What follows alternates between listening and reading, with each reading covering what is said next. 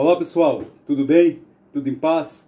Eu sou Maurício Cantão, o conservador patriota, falando com vocês aqui de Salvador, Bahia. Hoje é sexta-feira, 8 de agosto, até meia-noite.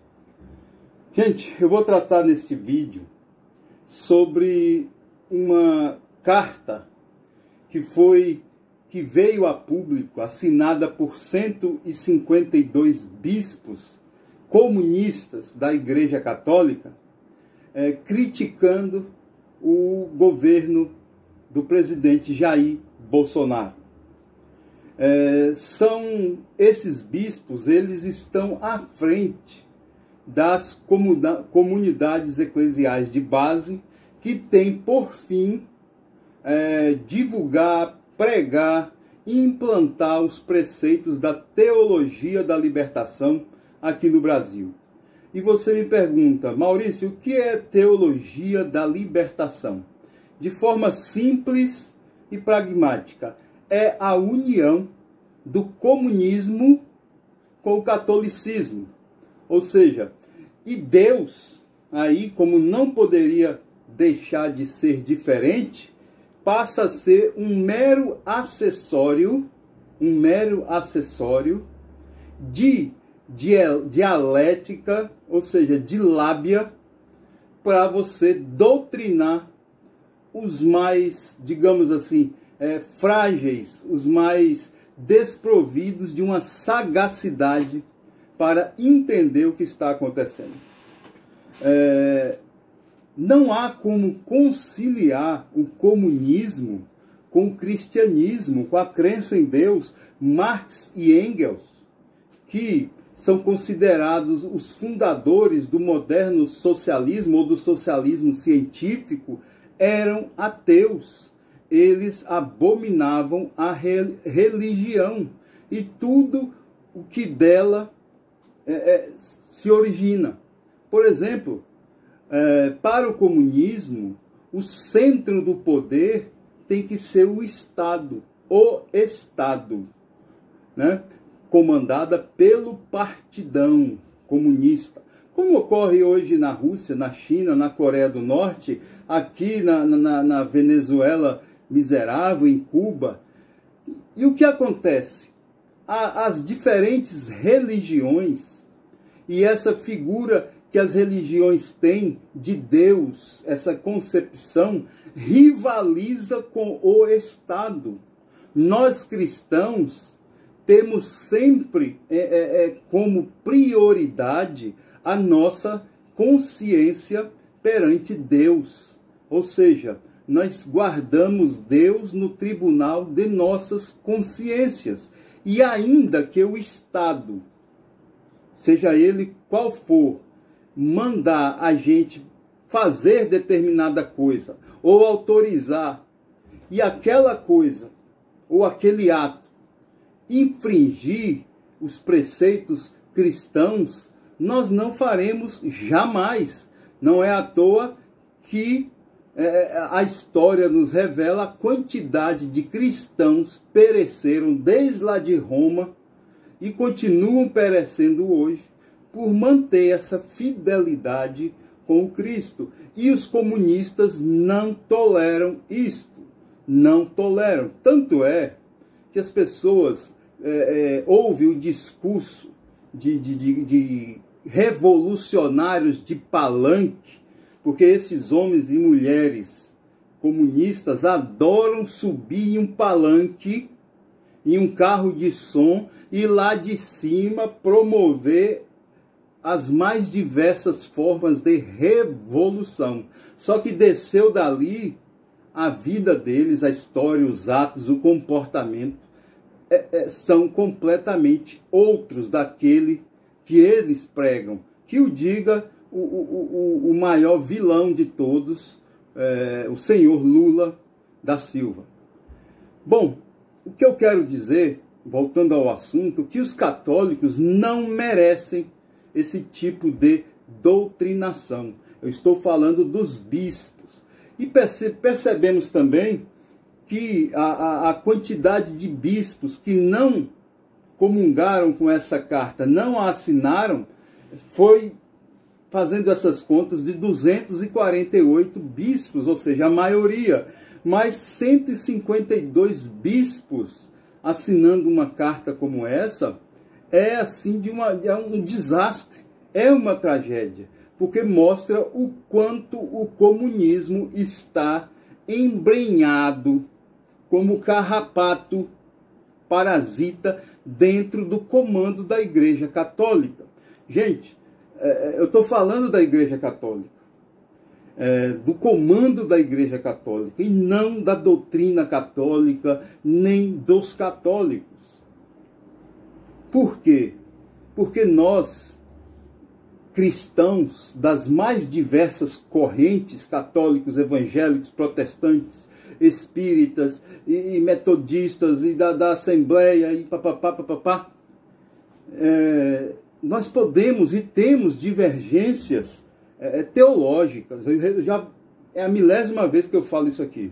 Divergências teológicas, divergências da interpretação das escrituras, divergência em certos preceitos, em certos comandos, mas politicamente todos nós somos praticamente 100% idênticos. Nós defendemos a mesma agenda, os mesmos princípios e combatemos também. Nós temos uma concepção comum do que seria o aborto, não aceitamos, do que seria a eutanásia também, não aceitamos, do que seria a liberação das drogas, não aceitamos, do que seria a teoria, a ideologia de gênero, essa política e todas as bizarrices e aberrações que dela resultariam. Ou seja, nós cristãos temos uma agenda em comum e graças a Deus estamos nos reunindo em torno dessa agenda política. Vamos deixar as divergências teológicas fora, porque quem mais lucra com cristãos se degladiando, em um cenário como esse é o diabo, é o capeta, é o Satanás. Não tenham dúvidas disso. São as más energias, as más influências. Então vamos pôr, durante um tempo, as teologias de lado e vamos nos unir. Graças a Deus, parabéns para nós, isso está ocorrendo. Mas vamos nos fortalecer ainda mais no campo político, certo? Para defender ideias firmes, princípios firmes de paz, de solidariedade, de fraternidade, de igualdade, mas dentro de certos valores que não abrimos mão. E nisso aí, que eu posto aí embaixo um link para vocês verem um vídeo do Bernardo Kirsten, que é maravilhoso. Ele trata, acho que quase meia hora sobre isso. Assista e reassista, ouça e reouça este vídeo. Certo? Ele é um católico, é um cristão, mas nessa seara de combater o comunismo, a teologia da libertação, ele está falando por todos nós cristãos. Sabe uma pessoa que eu bato palma também, um pastor evangélico, vocês gostem ou não, engulam ou não, mas no que se refere à defesa dos valores da família, a defesa da luta contra o comunismo, o pastor Silas Malafaia é inigualável, é insuperável. Ele põe a cara a tapa para bater, para apanhar, e apanha, mas não arreda pé. Então, os outros líderes, tanto os católicos quanto os evangélicos, deveriam, e espíritas em geral, deveriam se unir e seguir o exemplo do pastor Silas Malafaia, no que pertine a esta luta, que é o bom combate apregoado pelo apóstolo Paulo. Muita gente, para nos enganar, vem falando de, vamos paz e amor, e isso, você tá... Gente, Jesus foi pacífico, mas ele não foi passivo. Ele não foi passivo. Ele mesmo ensinou que tem o momento de dizer o sim, e que o sim é sim, e o não, onde o não é não. Ou seja, tem certos setores da nossa vida em que nós temos que fincar posição e lutar por esta posição. Exatamente por fazer isto que crucificaram Jesus Cristo, porque ele incomodou na época os poderosos do templo, tanto na área espiritual, religiosa e também na área política. Crucificaram o Cristo. Então hoje nós aqui estamos sofrendo perseguições na internet, né? Os primeiros cristãos pagaram com a vida, né? Torrando nas fogueiras ou sendo triturados entre os dentes dos leões, dos tigres, etc. Então vamos fazer nossa parte. Pergunte qual a posição do seu líder religioso sobre isso e exija a posição, nada de omissão. Nada de omissão, nada de ficar passivo, né, em uma hora como essa. Eu não odeio ninguém, eu não quero o mal de ninguém, nem do mais nojento comunista. Eu não combato o ser humano, eu combato essa ideologia macabra que nasceu na Primeira Guerra Mundial e de 1920 para cá se espalhou no mundo como um câncer, como uma metástase cancerígena. Mas eles já chegaram no seu apogeu, mataram mais de 120, 130 milhões de pessoas ao redor do mundo, isso por baixo, e vão cair. Eu costumo dizer, o comunismo tem que ser banido, proscrito da humanidade, como foi o nazismo. E o comunismo só tem uma diferença do nazismo, é que o comunismo é muito pior, é muito mais cruel. Não se engane.